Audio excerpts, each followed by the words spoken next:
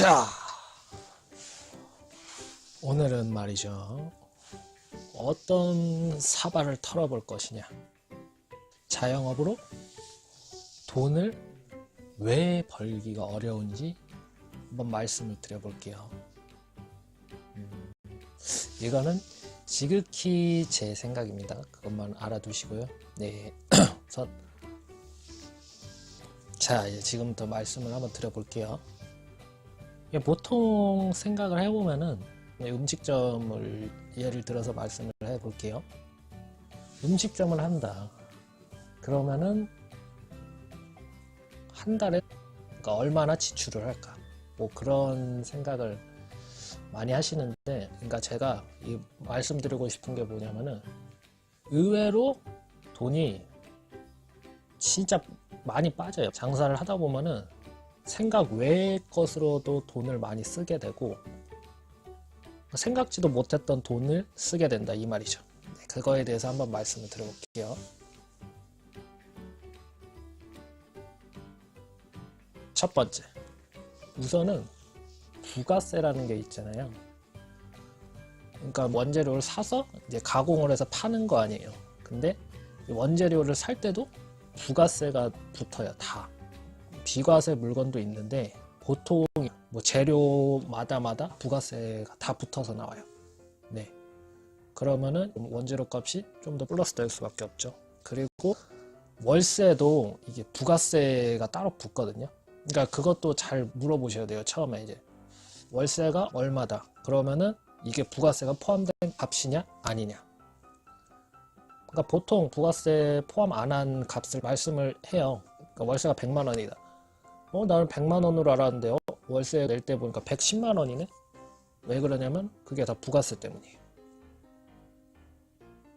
이제 그 100만 원에서 부가세 10만 원을 내면은 이제 부가세 영수증이라는 걸 끊어주는데 이제 그거는 나중에 세금 낼 때 확실히 좋은 혜택을 받아요. 근데 보통 장사를 처음 하시면은 그러니까 그냥 월세만 알아요. 월세도 부가세를 받는다. 첫 번째, 월세에도 부가세가 있다. 그리고 두 번째는 이게 또 관리비라는 게 또 있어요. 월세 별도로. 그거 꼭 물어보셔야 돼요. 월세도 월세지만 관리비가 따로 있는 데가 있어요. 특히 뭐 아파트 상가나 뭐 이제 건물을 같이 쓰는 상가 있죠. 거기는 뭐 화장실을 공용으로 쓰는 데도 있고 청소비라는 것도 받고 그래요. 그러니까 부가적으로 생각 못한 곳으로 돈을 나가는 게 관리비. 네, 두 번째 관리비라는 게 들 수가 있다. 그리고 세 번째는 뭐냐면은 로스라는 걸 또 생각을 해볼 수가 있어요. 로스. 그러니까 음식 재료를 사왔는데 유통기한이 돼서 못 팔게 되거나 불량이 있는 것도 있고, 특히 뭐 생물 같은 경우에는 있을 수밖에 없는 게 그 생물이 뭐 다쳤을 수도 있고 넘어졌을 수도 있고 뭐 그런 게 또 있어요. 근데 이런 거를 뭐 환불 처리를 하거나 보상 처리를 할 수도 있는데 절차도 까다로울 수도 있고 뭐 간혹 뭐 안 해주는 데도 있더라고요. 그러니까 그 재료의 로스율도 생각을 하셔야 돼요. 그러니까 그게 생각지도 못하게 돈을 드는 것 중에 그것도 포함이 될 수가 있다. 그리고 이제 재료를 샀는데 냉동 제품 재료는 괜찮은데 냉장 제품 경우에는 상할 수가 있고 냉장고의 온도에 따라서 변질이 될 수도 있고, 그래서 유통기한을 딱 이제 알맞게 딱 계산을 딱딱딱딱 해가지고 하면 뭐 로스율을 줄일 수도 있겠죠. 근데 로스율은 나올 수밖에 없는 게 조리하다 보면은 탈 수도 있고 음식을 내왔는데 머리카락이 들어가거나 손님이 컴플레인을 걸어가지고 이걸 못 팔게 됐다. 그것도 로스율로 들어가는 거거든요. 그러니까 뭐 폐기하는 음식도 있으니까 네, 그것도 생각지도 못하게 돈이 들어가는 거에 한 종류라고 볼 수 있겠죠. 그리고 이거는 조금 번외적인 건데 가게 오래 상주를 하다 보면은 뭐 12시간이고 뭐 길게는 15시간, 16시간 정도 때가 있으니까 가게를 계속 상주를 하고 있으면은 이게 또 식비가 만만치가 않아요. 만약에 뭐 직원들을 쓴다고 하면은 더 만만치가 않은데, 그래가지고 직원들 거의 대부분 짧게 쓰죠, 다. 하루에 진짜 2끼만 먹는다고 생각을 해봐도 요즘에 뭐 밥 먹으려고 하면은 그것도 거의 배달을 해서 먹겠죠. 아마도 그 자리를 뜰 수가 없으니까. 그리고 가장 또 중요한 게 세금. 이거는 뭐 되게 복잡한 얘기여가지고 이거는 뭐 얘기하려면 또 되게 길 것 같아요. 세무 관련된 거는 혼자서 하시는 분도 있는데, 하시는 분 진짜 대단한 거고 거의 이제 세무사에 맡겨요. 맡기는데 만만치가 않아요. 되게 간단한 세무도 한번 봐주는데 뭐 5만 원, 10만 원 정도.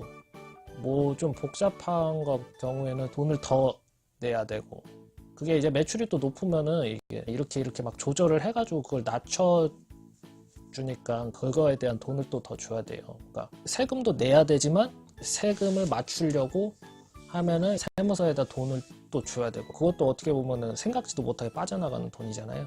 네. 그리고 이거는 해당되는 것도 있고 안 되는 것도 있는 것 같은데요.